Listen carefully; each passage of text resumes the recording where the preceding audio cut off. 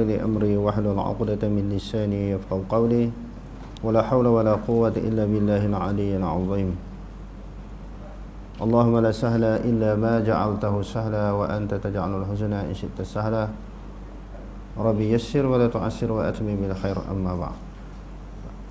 Alhamdulillah, bersyukur kepada Allah Subhanahu wa taala kerana dengan limpah dan kurnianya pada malam ini kita dapat bertemu lagi. Dan insya-Allah pada malam ini kita akan membincangkan tentang perkataan para imam, la tuqallidni ataupun la tuqalliduni, dan juga pegangan para imam, idza sahhal hadis fa huwa mazhabi. Jadi la tuqallidni ini disebut oleh semua imam-imam mazhab. Semua imam-imam mazhab secara khusus dan luar daripada imam mazhab. Janganlah kamu bertaklid kepadaku. Itu yang pertama. Yang keduanya tentang hadis, tentang pegangan dan juga perkataan mereka. Iza sahal hadithu fahuwa mazhabi. Apabila sahihlah itu hadis ataupun benarlah itu hadis, maka itulah mazhabku. Tajuk ini telah kita bahaskan beberapa tahun yang lalu sebenarnya. Sebelum ada sekolah kita lagi, sebelum wujudnya sekolah ini, saya dah bahas isu ni sebab banyak orang tanya. Jadi baru-baru ni orang tanya lagi kerana di sana ada tulisan-tulisan, ada kenyataan-kenyataan yang berbentuk ucapan-ucapan daripada individu dan pihak tertentu mendakwa dan juga mengatakan imam mazhab, para imam menyebut jangan kamu bertaklid kepadaku. Mereka kata itu khusus bagi anak murid mereka yang sampai kepada darjat ataupun martabat ijtihad ataupun mujtahid. Mereka dah mujtahid dah. Sebab itu sahibul mazhab, umpamanya Imam Syafi'i, Hambali, Maliki, Hanafi kata jangan taklid kepadaku. Maksud di situ khusus kepada anak murid mereka yang sampai tahap ataupun darjat mujtahid juga. Maka kalau tak bertaklid kepada dia, mereka boleh ijtihad sendiri dengan membaca Quran, hadis, dengan mereka menjumpai ayat-ayat Quran dan juga hadis-hadis Nabi SAW. Mereka mampu memahaminya sendiri. Adapun bagi orang awam tak boleh. Itu ada kata sebahagian daripada kalangan orang yang mengaji. Dan ada pula pendapat yang kedua kata tak. Yang mereka maksudkan di sini, jangan bertaklid kepadaku semua orang, sama ada mereka itu mujtahid ataupun orang awam. Begitu juga dengan pegangan imam mazhab ini, apabila sahlah itul hadis, maka itulah mazhabku. Jadi pendapat golongan yang pertama kata, bila benarlah itu hadis, itulah mazhabku, ini untuk mujtahid. Kalau untuk orang awam, kalau sekiranya untuk orang awam, walaupun hadis itu sahih, belum tentu dia boleh beramal lagi kerana dia tidak faham, dia tidak menguasai ilmu-ilmu alat. Tidak menguasai ilmu-ilmu alat untuk memahami Quran dan hadis. Kedua-dua pandangan ini ada dikemukakan oleh para ulama. Sama ada mereka mengatakan bahawa orang awam ni tidak boleh terus berpegang kepada Quran dan hadis, ataupun mereka tidak boleh taklid, tidak melalui taklid, mesti melalui fahaman taklid. Tak boleh lari daripada taklid, mesti kena taklid imam-imam mazhab. Kalau tidak boleh mereka beramal dengan sesuatu amalan. Mereka tidak boleh mengetahui tentang sesuatu hukum. Itu sebagai muqaddimah. Yang kedua, kita kena faham ayat-ayat Quran dan juga hadis-hadis Nabi SAW. Ada ayat-ayat yang berkaitan dengan nasihat. Ayat-ayat yang berkaitan dengan nasihat, ayat-ayat berkaitan dengan mau'izah. Begitu juga hadis Nabi. Yang tu kita boleh faham tanpa kita merujuk pandangan mana-mana ulama fiqh ataupun mana-mana ulama tafsir. Kita baca, kita boleh faham. Bukan semua ayat Quran ni perlukan kepada tafsiran, perlukan kepada huraian, perlukan kepada syarahan. Sebagai contoh, ayat-ayat bila kita baca kita faham. Kutiba alaikumus siyam, diwajibkan kepada kamu berpuasa.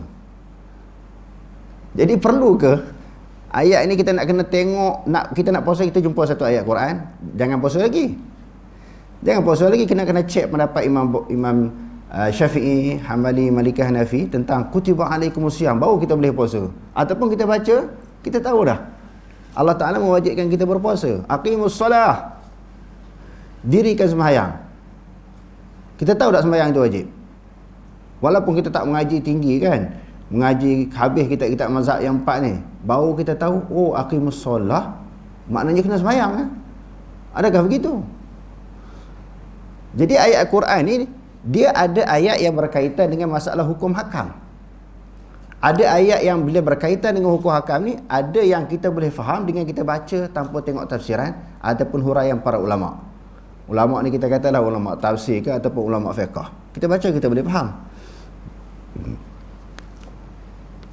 Contohnya lagi, wal asri innal insana lafi khus. Demi masa manusia itu dalam kerugian. Illal ladzina amanu wa amilus solihat wa tawasaw bil haqq wa tawasaw bis sabr. Demi masa manusia itu dalam kerugian. Kita faham tak Allah Ta'ala sumpah dengan masa. Kecuali orang beriman dan beramal soleh, berpesan-pesan dengan kebenaran, berpesan-pesan dengan kesabaran. Kita tak boleh faham ke ayat macam ni? Boleh faham tak? Jadi sebab tu saya katakan tadi, ayat Quran dia ada beberapa bentuk. Kalau dalam bentuk tazkirah, peringatan yang kita boleh faham, tak semestinya kena tengok pendapat ulama, huraian ulama, baru kita boleh beramal. Sebab itu kita kena jelas. Sama ada ada pihak yang nak mengatakan tak boleh pegang dalil Quran dan hadis secara direct, secara langsung, ataupun golongan yang kata boleh. Dia kena tengok keadaan kedudukan sesuatu ayat ataupun sesuatu hadis. Dalam hadis Nabi pula contoh, bila kata iza sahal hadis fahuwa mazhabi kan.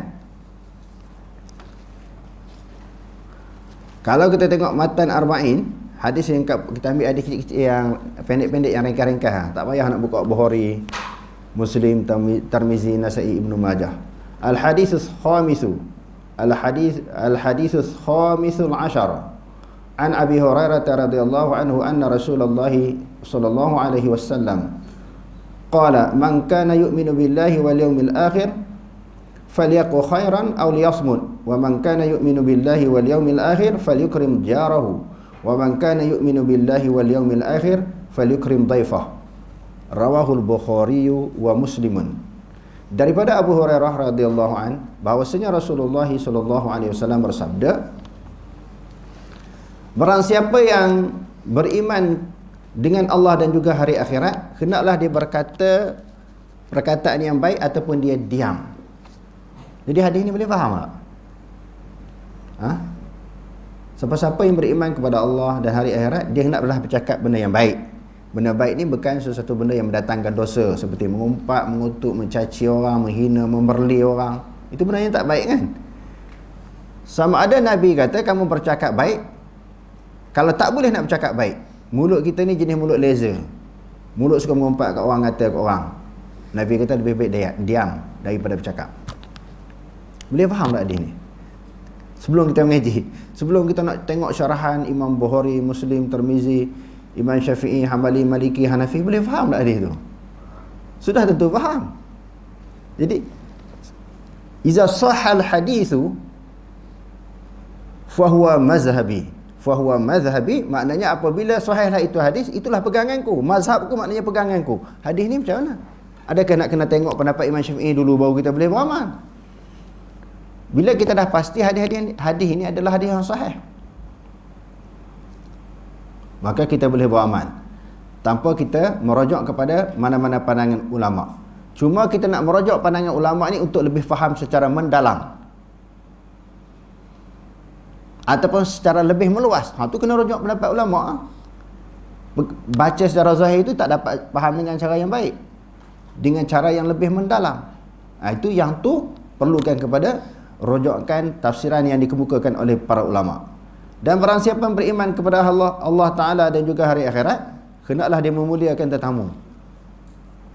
Jadi kita baca hadis ni, sebelum tengok orang yang ulama dah kita boleh faham, kita kena memuliakan falyukrim jarahu, hendaklah dia memuliakan jirannya. Dan barang siapa yang yang beriman kepada Allah dan hari akhirat, hendaklah dia memuliakan tetamunya. Jadi hadis-hadis yang macam ni kita boleh faham. Sebab itu ayat Quran dan juga hadis Nabi ni ada ayat dan juga hadis yang berbentuk nasihat. Macam Nabi kata la taghdab, jangan kamu marah. Kita boleh faham tak? Boleh faham. Maka hadis tu hadis sahih. Maka apa yang menjadi penghalang? Idza sahal hadithu fa huwa mazhabi. Apabila sahihlah itu hadis, itulah mazhabku, itulah pegangan aku, kata para imam. Maka kita boleh beramal walaupun tidak merujuk kepada mana-mana pandangan imam. Sebab kita boleh faham. Cuma dalam bentuk ayat Quran yang lain selain daripada bentuk mauizah, tazkirah, peringatan, ini ada ayat-ayat yang berkaitan dengan hukum. Di antaranya aula mastumun nisaa, menyentuh perempuan. Di antara perkara yang membatalkan air sembahyang, menyentuh perempuan kan. Ayat 6 surah Al-Maidah. Ayat 6 surah Al-Maidah yang Allah Taala mulakan dengan ya ayyuhallazina amanu idza qumtum ila sholati faghsilu wujuhakum wa aydiyakum ila al-marafiq wamsahu bi ru'usikum wa arjulakum ila al-ka'bayn wa in kuntum junuban fattahharu wa in kuntum marda aw 'ala safarin aw jaa'a ahadun minkumul ghaita aw lamastumun nisaa. Okey, lamastumun nisaa. Apa maksud sentuh di sini? Oh, yang tu kena tengok ulama tafsir, huraian para ulama tafsir, ulama-ulama fiqh. Sentuh di sini ulama Syafi'i kata sentuh dengan makna persentuhan lelaki perempuan. Itu ayat hukum. Kita kena rujuk sebab kita tak tahu, tak faham. Mazhab lain kata sentuh dengan makna jima'. Bila lamas disertakan dengan an-nisa, di situ dalam Quran semua dengan maksud jima'. Bukan dengan makna sentuh dengan tangan. Bukan dengan makna sentuh dengan tangan. Kalau lamas sentuh, lepas tu dikemukakan ayat selepas pada itu disebut dekat an-nisa, itu semua dengan makna jima'. Itu pegangan mazhab lain. Mazhab Maliki dan juga mazhab Hanafi. Bagi mereka bersentuhan dengan perempuan, kalau Hanafi tidak batal air sembahyang. Kalau mazhab Maliki sentuh dengan syahwat baru batal. Hanafi tak batal. Sentuh dengan syahwat ni kerana kemungkinan dia keluar air mazi. Keluar air mazi itulah menyebabkan batal air sembahyang. Itu ayat berkaitan dengan hukum.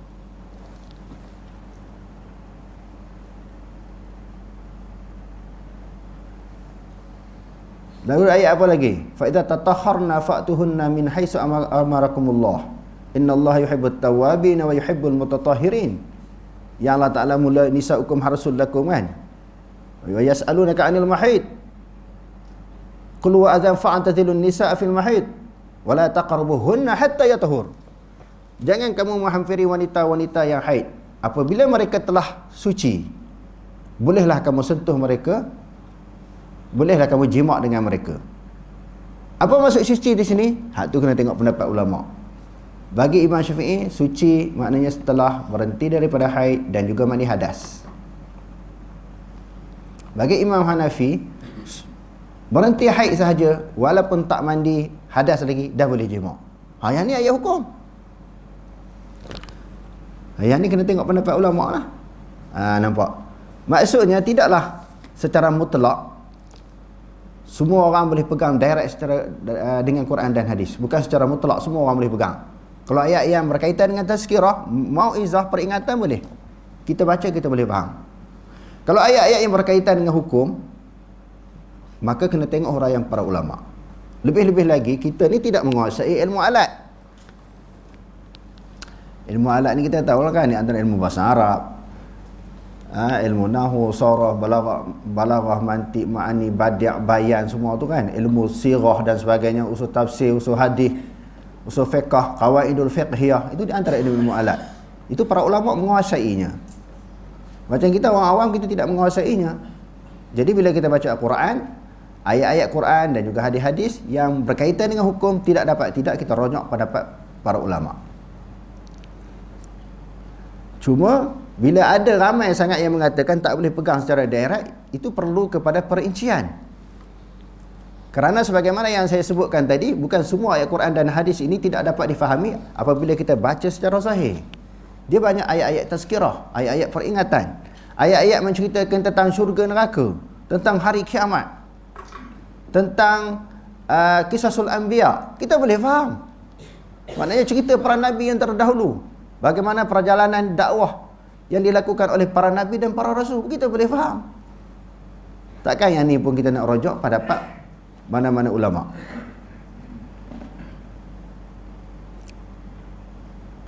Okey. Kalau kita tengok di dalam kitab Risalah, orang nak sebut Imam Syafi'i kata yang dimaksudkan jangan bertaklid kepada aku itu untuk anak murid dia, anak murid yang sampai darjat ataupun kedudukan mujtahid. Begitu juga imam-imam yang lain. Kalau kita tengok di dalam Risalah yang ditulis Imam Syafi'i, dalam bab ataupun di dalam kaedah yang 136, siapa-siapa yang ada risalah boleh rujuk di bawah kaedah 136. Wa bitaqlid aghfala man aghfala minhum wallahu yaghfiru lana wa lahum. Dan dengan taklid itu adalah lalai daripada kalangan orang yang lalai daripada kalangan mereka. Taklid adalah lalai. Sebab apa taklid ini disebut sebagai lalai? Orang yang tak sedar, yang tak maknanya lalai, yang tak faham. Sebab orang yang taklid ini dia mengikut sahaja tanpa dia sedar. Orang yang tak sedar tu yang dipanggil lalai. Asal makna taklid apa? Kalau kita tengok di dalam Al-Wajiz fil Usulil Fiqh yang dikarang oleh Dr. Karim Zaidan. Al-Wajiz fil Usulil Fiqh yang dikarang oleh Dr. Karim Zaidan. Tuan-tuan boleh rojoklah mana-mana kitab pun. Lebih-lebih lagi dalam kitab Usul Fiqh tentang perbahasan hukum taklid. Jadi Imam Syafi'i rahimahullah ta'ala sebut orang taklid itu lalai daripada kalangan orang yang lalai. Jadi apa makna taklid? Kalau di sudut lughah dia kata at-taqlidu fil lughah ma'khudhun minal qiladati allati yuqallidul insanu ghairahu biha. Suatu belenggu ikatan, satu tali yang mengikat orang. Satu tali yang mengikat orang, itu taklid. Bila ikat, kita tarik pergi ke mana? Orang tu akan ikut kita. Ajak ke kanan dia pergi. Ke kiri dia pergi. Dan sebahagian ulama pula menyebut taklid ini min qiladatil unuq. Rantai yang mengikat tengkuk orang. Macam lembu tu diikat tengkuk ataupun dicocok hidung. Kita tarik ke mana? Kemana kita tarik, ke situlah dia pergi. Kemana kita tarik binatang tersebut, lembu ke, kambing, kerbau, di situlah dia pergi.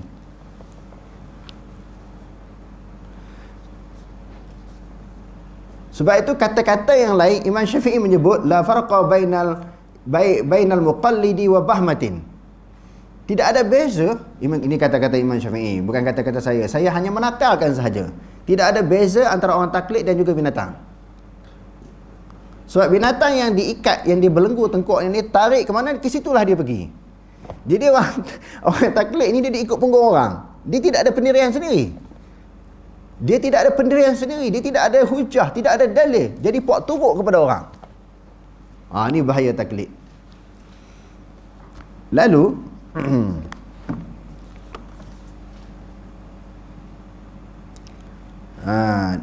dan Imam Ghazali pula menyebut wa fil istilah qala al-Ghazali.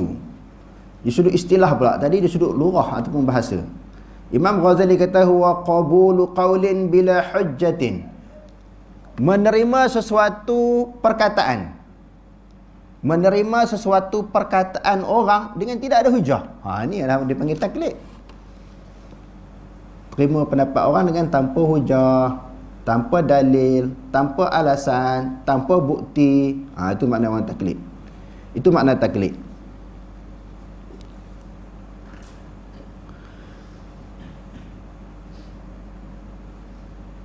Hukmut taqlidi. Al-aslu fi syari'ati zamut taqlidi li'annahu itba'un bila dalilin wala burhanin fadlan amman yuaddi ilaihi min ta'assubin zamimin min jumu'il muqallidin. Dia kata satu taklid ini adalah mengikut tanpa dalil, tanpa hujah. Lebih-lebih lagi seseorang yang mengikut itu, dia mengikut dengan ta'assub yang hina, Inilah yang berlaku kebanyakan daripada orang yang muqallid. Dia ikut sesuatu mazhab, dia berpegang dengan sesuatu kata-kata imam, dia ta'assub, dia taklid harus. Hukum taklid sebahagian ulama kata harus dan sebahagian ulama kata haram. Tak apalah kita pegang kepada harus. Boleh taklid ini. Lebih-lebih lagi orang awam. Kita ni bukan ulama, bukan mujtahid, bukan mufti, bukan orang alim. Kita boleh taklid kepada mana-mana imam dan juga mana-mana mazhab. Bukan semestinya bertaklid kepada Imam Syafi'i sahaja, kepada semua imam dan semua mazhab. Hukum dia harus. Walaupun sebahagian ulama mengharamkan, seperti Ibn Hazm Al-Andalusi. Ibn Hazm kata haram taklid. Sebab apa? Sebab taklid ni ikut punggung orang tanpa dalil. Sedangkan dalil dalam Quran dan hadis cukup banyak supaya ikut Quran dan hadis. Fa in tanaza'tum fi syai'in faruddu ila Allahi war Rasul. Laqad kana lakum fi Rasulillahi uswatun hasanah wa ma atakumur rasulu fakhuzuhu wa ma nahakum anhu fantahu. Ada ayat-ayat Quran cukup banyak suruh ikut Quran hadis. Sebab tu Ibn Hazm kata haram. Mungkin orang kata ini satu pandangan yang mungkin keras. Tak apalah, kita ambil harus. Kita ambil pegangan yang sebahagian ulama kata harus taklid. Tak apalah, lebih-lebih lagi kita orang awam. Tetapi kita taklid kepada sesuatu imam, seseorang imam. Ataupun sesuatu mazhab tidak boleh ta'assub. Kita fanatik dengan seorang imam sahaja ataupun satu mazhab sahaja, tak boleh. Sebab Islam itu bukan diturunkan kepada satu imam, bukan diturunkan di dalam satu mazhab. Tadi kita dah faham apa makna taklid, mengikut hujah orang tanpa dalil. Dan ulama berselisih pendapat tentang hukum taklid. Sebahagiannya mengatakan haram, sebahagiannya mengatakan harus. Dan ada juga pendapat ulama yang mengatakan wajib taklid. 3 perselisihan pendapat ulama, haram, harus dan juga wajib. Tapi yang wajib tu banyak orang tentang. Mana boleh sampai mewajibkan pendapat imam, seolah-olah kata-kata imam ni seperti Quran dan hadis, sama setaraf dengan Quran dan hadis. Yang tu Dr. Yusuf Al-Qaradawi membahaskan dengan perbahasan yang panjang dalam kitabnya Fatwa Mu'asarah ni. Fatwa-fatwa semasa. Tuan-tuan yang boleh bahasa Melayu, semua boleh bahasa Melayu, beli buku ni. Hak tak boleh bahasa Arab, tak boleh bahasa Melayu, baca buku ni. Hak yang saya bentangkan tadi. Hak tak boleh bahasa Melayu, boleh bahasa Arab, baca kitab-kitab yang saya bentangkan tadi. Yang tak boleh bahasa Arab, baca buku ni. Dia mengambil dalil ayat Quran. Di antaranya ittakhadhu ahbarahum wa ruhbanahum arbaban min dunillah. Mereka orang Yahudi Nasrani ni menjadikan ulama-ulama mereka seperti Tuhan selain daripada Allah. Sebab apa? Segala kata-kata ulama tak boleh bangkang, tak boleh petikai, tak boleh berselisih dengannya. Itu dah jadi Yahudi pula kita ni. Bila kita terlalu fanatik ta'assub kepada seseorang imam dan sesuatu mazhab.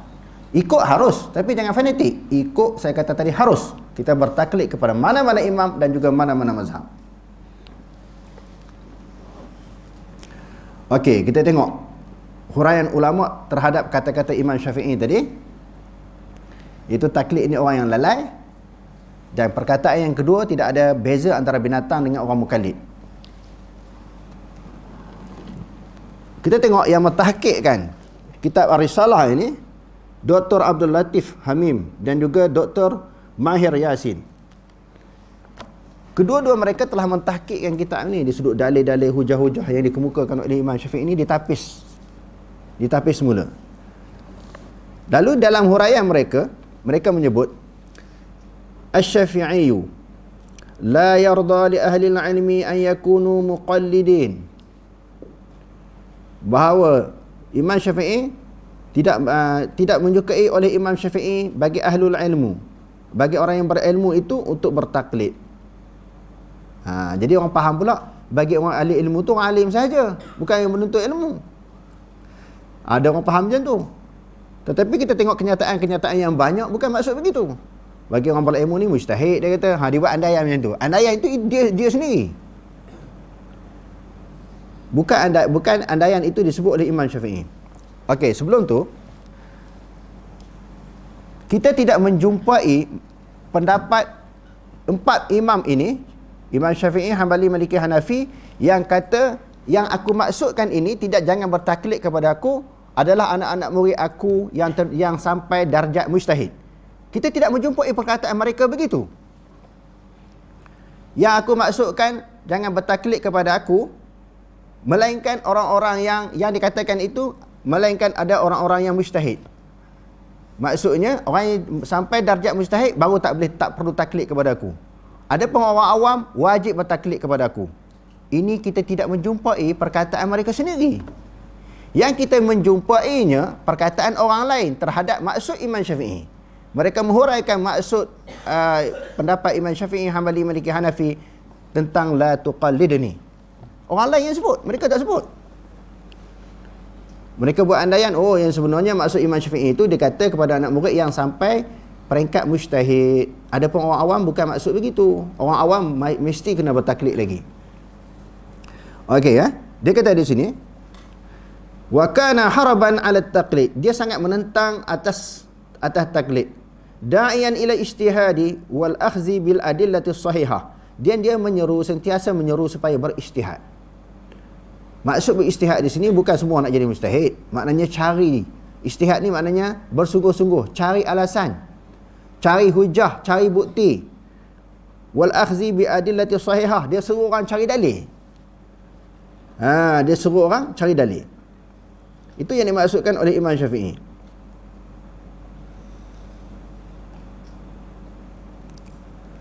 Begitu juga yang disebut oleh anak murid dia Imam Muzanni. Imam Muzanni anak murid dia. Lalu pentahqiq kita ini menyebut qulna wa nuqila 'an asy-Syafi'i radhiyallahu anhu aqwalun katsirah fi an-nahyi 'anit taqlid. Dinakalkan daripada Imam Syafi'i. Orang jumpa perkataan-perkataan Imam Syafi'i ini terlalu banyak tentang tegahan daripada taklid. Wa minha ma naqalahu Ibnu Qayyim fi i'lamil muwaqqi'in. Sebahagian daripada perkataan-perkataan yang banyak itu iaitu apa yang telah dinakalkan oleh Ibnu Qayyim di dalam kitab I'lamil Muwaqqi'in. Faqala Syafi'i. Dia kata, Imam Syafi'i kata, Ibnu Qayyim kata, Imam Syafi'i kata, alladhi yatlubu 'ilma bila hujjatin kama salihati bil lailin. Orang-orang yang menuntut ilmu dengan tiada hujah. Dengan tiada hujah apa maksud? Dengan taklid Tak ada hujah, tak ada dalil daripada Quran, daripada hadis Nabi, diikut je orang. Jadi Imam Syafi'i kata, alladhi yatlubul ilma bila hujjatin kamathali hati bilailin. Orang yang menuntut menuntut ilmu dengan tanpa hujah, tanpa dalil, seperti orang yang mencari kayu di waktu malam. Orang yang cari kayu api di waktu malam. Kan dulu mana ada gas, mana ada dapur periuk masak elektrik ke, tak ada. Masak dengan gas tak ada. Jadi nak masak nasi, masak roti, dulu orang makan roti lah. Kalau nak masak sesuatu makanan guna apa? Bukan guna dapur kayu ke? Dapur kayu tak kenal, budak-budak tak kenal dapur kayu. Orang tua di belakang tu kenal dapur kayu kan. Nak masak nasi guna dapur kayu. Budak-budak sekarang ni tak pernah merasai.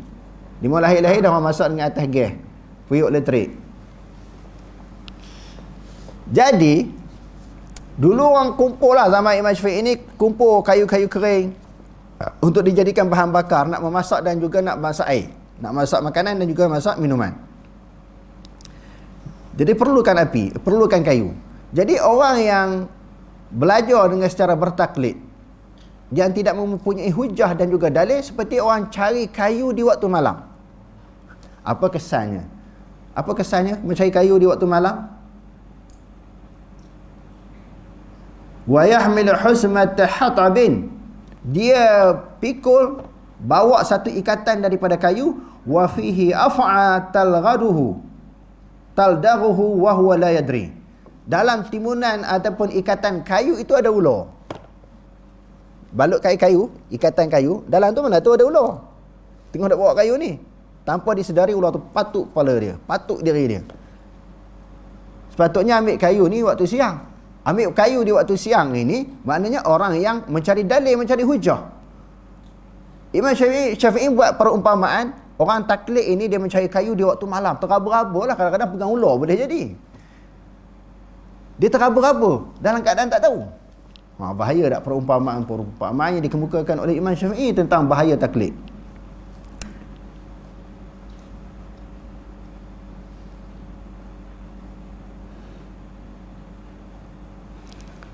Jadi banyak lagi kata-kata Imam Syafi'i dan juga imam-imam mazhab, larangan dan juga bahayanya tentang taklid.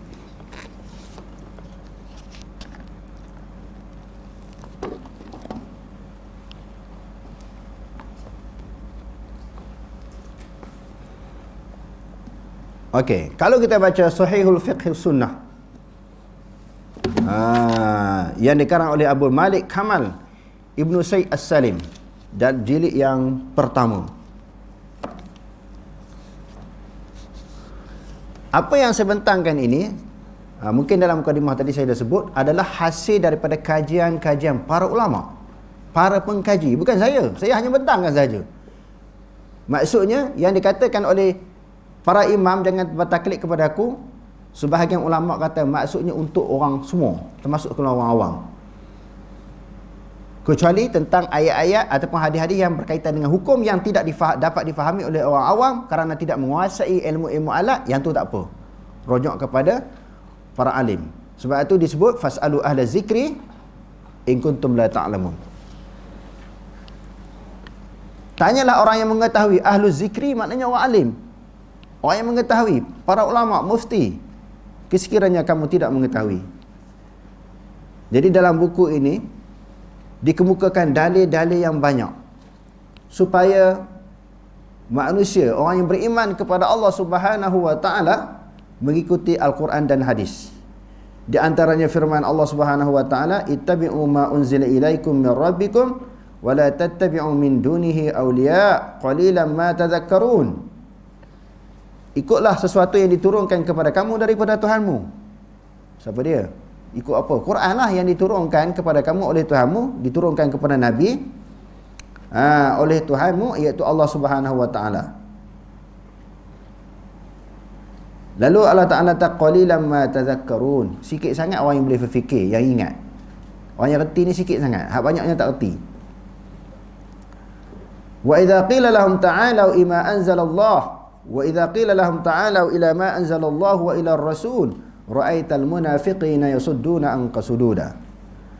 Apabila dikatakan bagi mereka, datanglah kepada apa yang telah diturunkan oleh Allah dan juga Rasul, nescaya kamu melihat orang munafik itu menghalang manusia daripada mendekati engkau dengan sejauh-jauhnya. Bila ajak Quran kepada Quran dan hadis, orang munafik ni memang dia halang manusia.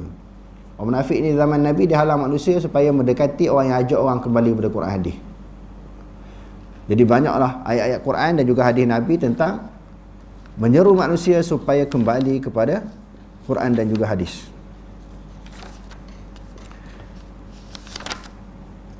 Kita tengok pendapat beberapa kenyataan lagi ataupun perkataan lagi yang disebut oleh Imam Syafi'i tentang supaya manusia kembali kepada Quran dan hadis.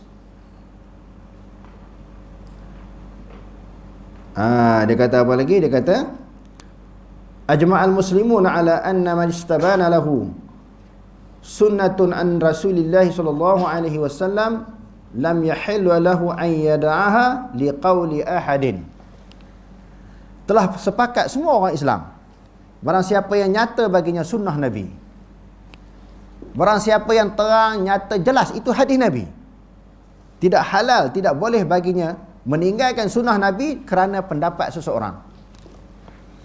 Pendapat seseorang ni pendapat imam ke, ulama ke, mazhab ke, bila terang itu hadis, maka ambillah itu hadis, peganglah itu hadis. Yang berikutnya, idza wajadtum fi kitabi khilafa sunnati Rasulillah sallallahu alaihi wasallam, apabila kamu dapati di dalam kitabku bertentangan dengan sunnah Nabi sallallahu alaihi wasallam, faqulu, hendaklah kamu katakan bi sunnati Rasulillah. Hendaklah kamu kata dengan sunnah Rasulullah, maknanya kamu pegang sunnah Rasulullah.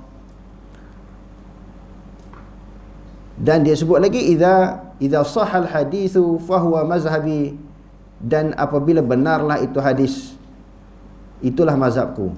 Kullu mas'alatin sahha fihi al-khabaru an Rasulillah sallallahu alaihi wasallam 'inda ahli an-naqli bi khilafi ma qultu fa ana raji'un anha fi hayati wa ba'da mauti. Setiap masalah yang sahihlah padanya khabar.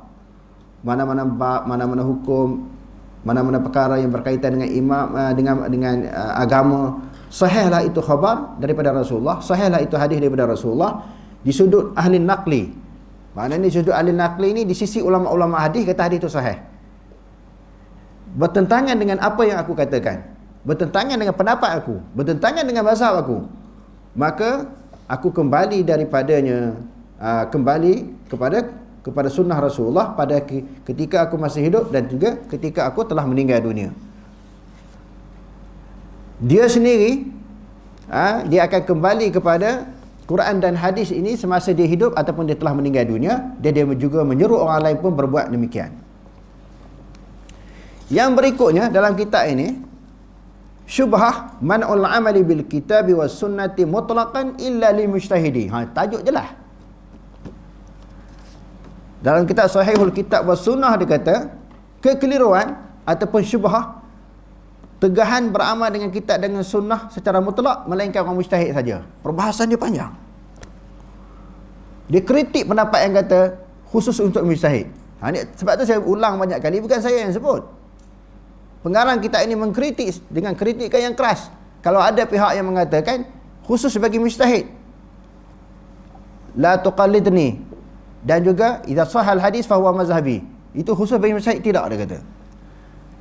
Dan di dalam perbahasan beliau, pengarang kitab ini, dia kata tujuan mujtahid buat ulama buat macam tu ataupun mana-mana imam sekadar ihtiyat. Maksudnya apa dia? Supaya orang awam ni tidak terlalu bebas, yang dia tak faham Quran hadis, tak reti bahasa Arab pun direct Quran hadis dalam keadaan dia tak faham. Yang tu betul lah. Kerana ihtiyat. Dia tak boleh nak bagi alasan pun, dia ikut je.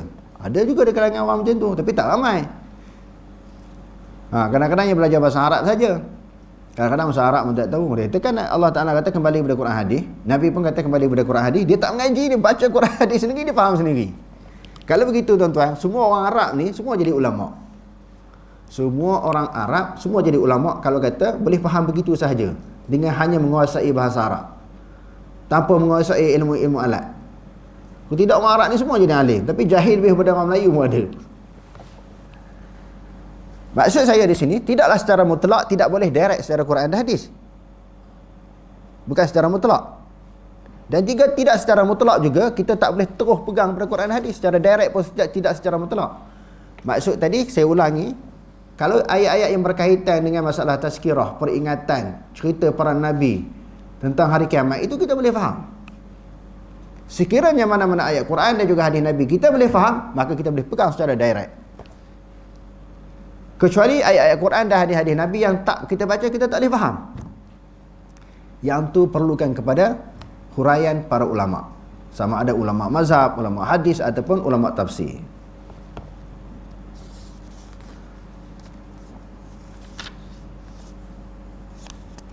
Lalu dia mengemukakan hujah-hujah yang banyak lah tentang kritikan beliau. Dan tuan-tuan, kalau tuan-tuan baca, ni jelas. Sebuah buku ni tulis, idza sahal hadis fa huwa mazhabi. Bagaimana huraian para ulama pula? Apabila itu benarlah itu hadis, itulah mazhabku. Dalam kitab ni pun ada mengemukakan perbahasan yang panjang.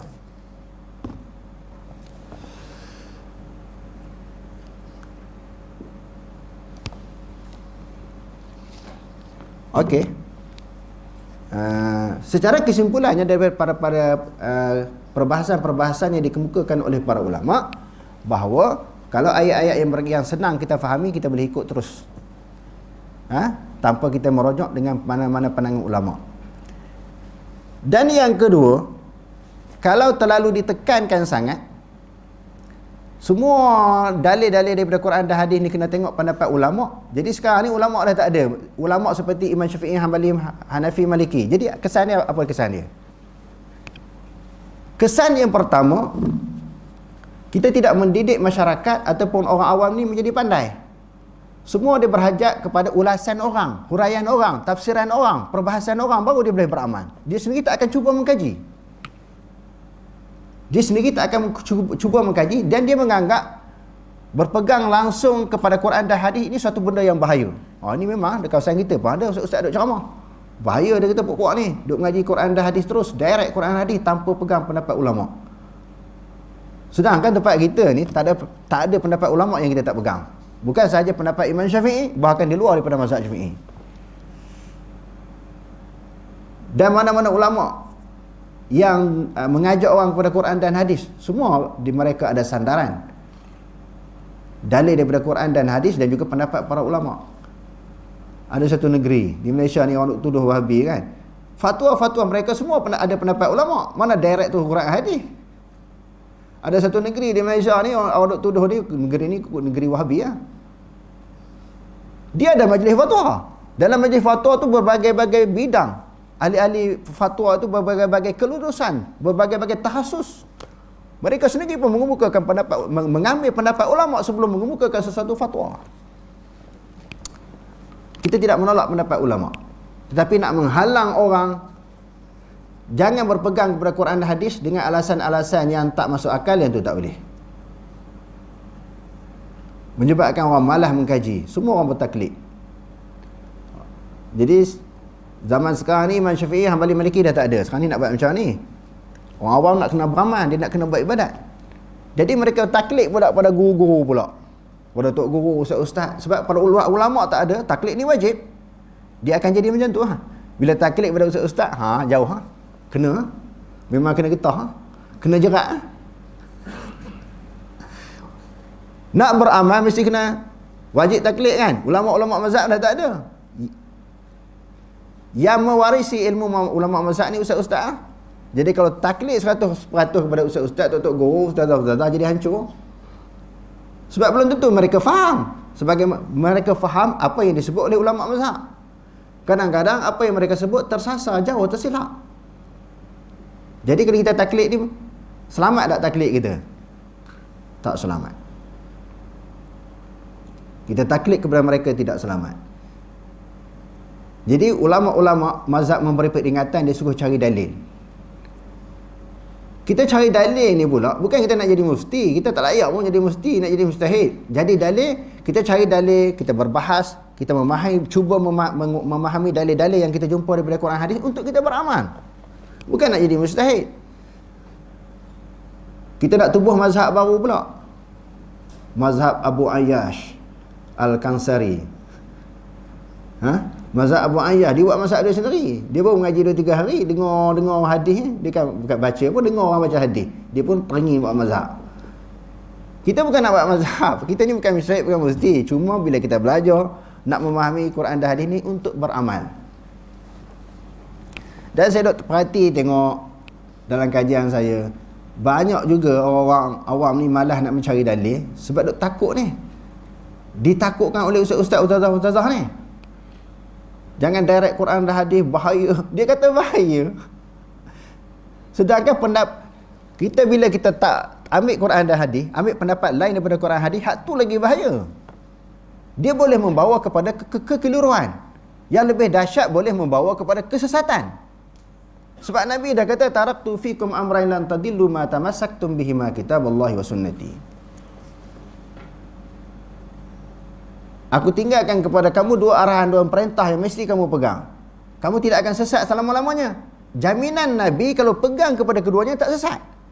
Tiba-tiba orang kata kalau direct Quran hadis sesat. Kok mana? Kalau direct kepada Quran hadis jadi sesat. Hak tak pegang kepada Quran hadis lah yang banyak jadi sesat. Ataupun berlaku kekeliruan di dalam fahaman mereka terhadap agama. Berlaku kekeliruan. Kalau tak sesat pun, berlaku kekeliruan terhadap fahaman mereka tentang agama Islam. Sebab tak ada tahu dalil Quran hadis, pakai logik akal je. Dia menilai agama berdasarkan kepada logik, kepada andaian dia. Bukan berdasarkan kepada hujah dan dalil.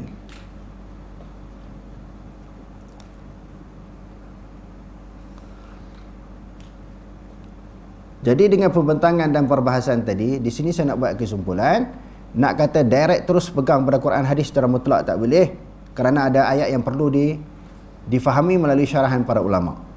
Nak kata secara langsung tak dipegang pun tak boleh juga, hanya khusus bagi mujtahid tidak. Maknanya di sini maknanya kena mu'tadil, pertengahan. Kadang-kadang ada juga orang direct, sebagaimana yang saya sebutkan tadi, direct Quran hadis ni dia tak mengaji pun.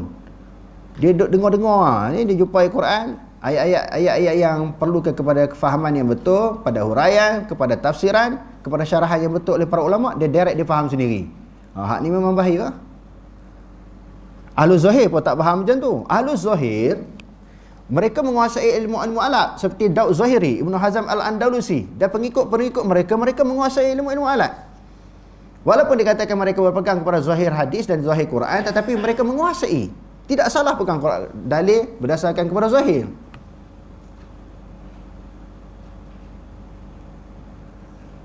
Agak-agak boleh faham tak ni? Apa yang saya terangkan ni? Jadi saya buka soalan bagi peserta pada malam ni, ada soalan berkaitan dengan isu yang dibentangkan, saya minta kebukakan soalan kalau tak faham. Takut terang tak faham lagi, makin tak faham. Mula-mula nak faham lah. Bila diterangkan di syarah lagi tak faham. Okey, ada soalan? Adik yang tengok secara live tu ada soalan tak? Kalau ada soalan kita nak jawab insya-Allah. Sebab tajuk ni banyak kali dah kita bahas. Tak ada Adik tak ada? Syekh ada soalan? Dalam Quran disebut afala yatadabbaru Quran ya.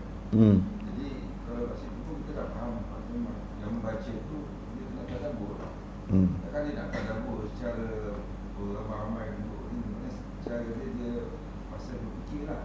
Jadi ayat Quran dan hadis tu memang sebagiannya memang banyakkannya boleh faham.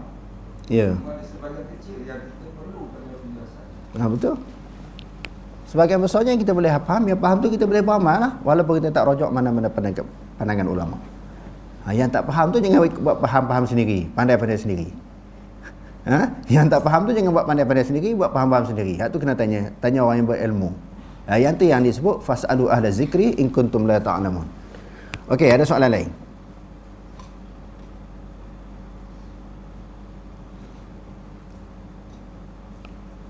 Adik tak ada Cuba cek tengok. Tengok kita di luar sana secara live ada soalan tak? Sebab malam esok dia menjawab pula. Malam ni kita bentang dia tak betul tu dia kata. Saya pun bukan andaian saya sendiri. Berdasarkan kajian yang telah dilakukan oleh para ulama.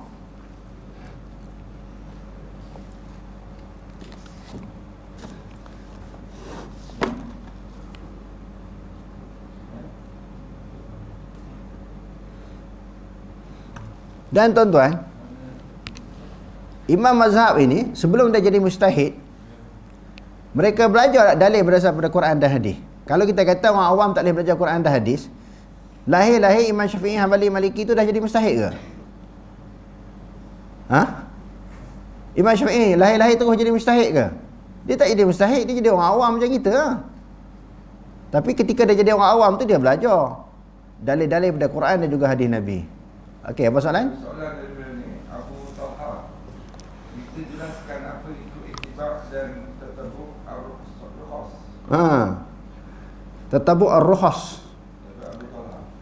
Abu Talha. Abu Talha mungkin sedang menyaksikan, dia suruh saya bahas isu ni. Orang KL. Abu Talha ni orang KL, asalnya orang Taman Jasa.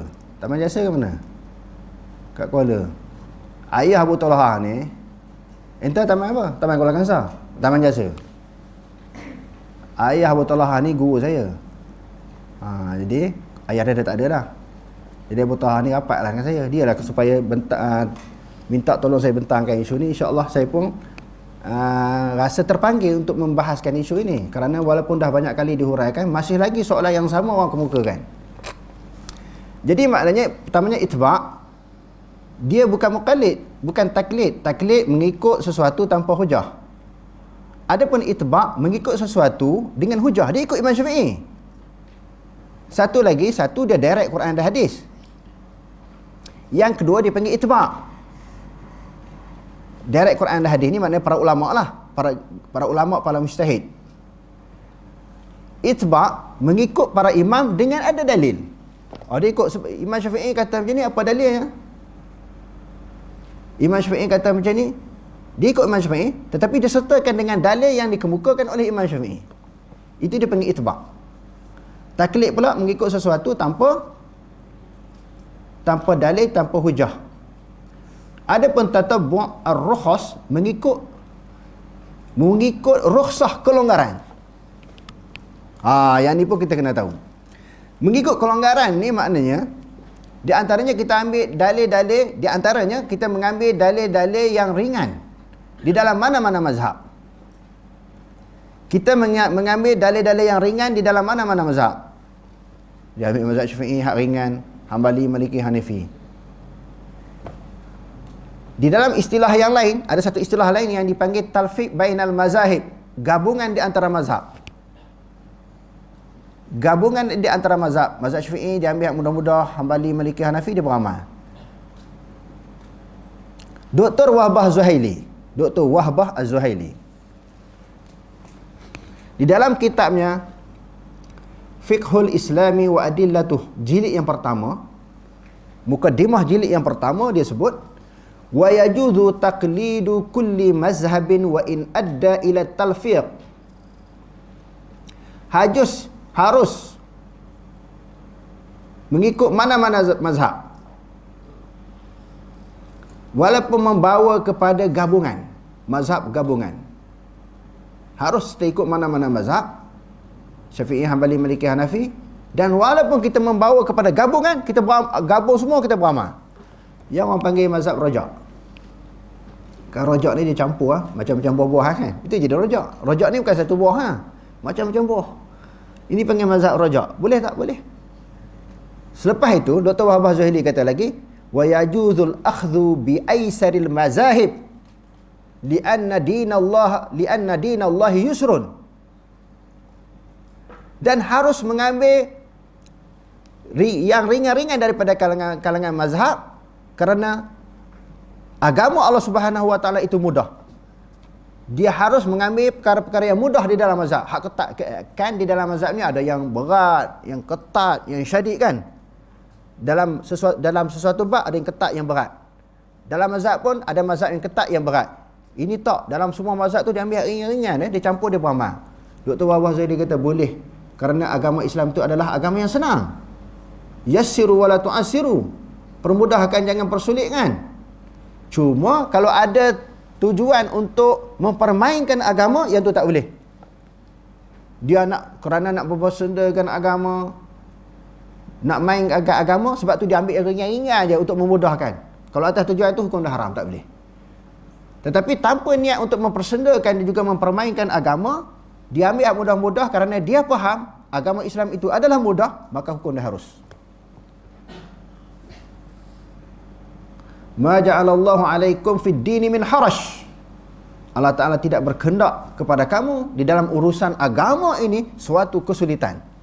Allah Ta'ala suruh nak mudah. Nabi pun suruh mudah, kenapa nak jadi payah? Okey, ada soalan lain? Adik baca lagi. Malam ni kita habis lambat sikit.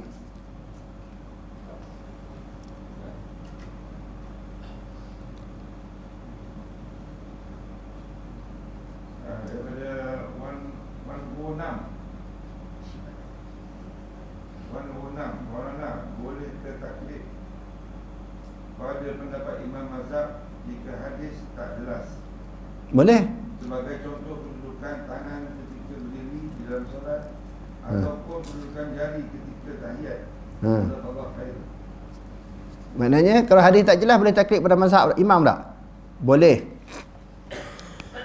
Contohnya, kalau kita baca di dalam kitab Aujazul Masalik yang dikarang oleh Maulana Zakaria Al-Kadahlawi, syarah kepada Muwatta Imam Malik, dan juga di dalam kitab Al-Istizkar yang dikarang oleh Ibnu Abdul Bar tentang masalah kedudukan tangan. Kedudukan tangan ketika kita takbir Allahu Akbar, nak tak di mana ni? Tangan tak mana? Atas dada, bawah daripada dada, bawah daripada pusat. Fihi khiyarun. Jadi ulama-ulama kata pada masalah ini adalah maknanya diberi pilihan. Kerana nak cari hadis betul-betul letak tang mana, Rasulullah memang angkat tangan. Disejuk letak tang mana, itu ditafsirkan oleh sahabat. Ada di kalangan sahabat tak atas ada. Kalau orang Salafi dia letak sini. Syafi'i letak atas pada pusat. Hanafi dia letak bawah pada pusat. Ulama-ulama hadis ni. Saya tengok semua guru-guru saya yang bermazhab Hanafi susunan sitah ni dalam kepala. Ulama-ulama hadis ni dia letak tangan bawah pada pusat. Mazhab kita Syafi'i atas. Sebab apa jadi khilaf macam tu? Sedangkan semua ulama hadis, Imam Syafi'i pun ulama hadis juga, atas daripada ulama-ulama sekarang lagi Imam Syafi'i ni. Tetapi kena batas bagi pahaman dia berdasarkan kajian dia tentang hadis-hadis Nabi tidak jelas, lalu dibuat andaiannya atas pada pusat. Hak ulama lain pula, Syekh Nasaruddin Albani kata yang kuatnya atas dada. Terpulang sebab tak jelas. Tak jelas ni kita boleh taklid kepada mana-mana mazhab. Kalau dah sahih lah itu hadis, maka kita direct pegang pada hadis. Dan hadis itu dapat difahami dengan baik, kita direct terus. Tanpa perlu kita bergantung kepada mana-mana huraian. Okey, ada soalan lain? Bagaimana cara kita nak beramal dengan dalil yang umum? Bagaimana kita nak beramal dengan dalil yang umum? Contohnya kita kata apa? Dalil ni dia ada dalil yang umum. Dia ada dalil yang khusus.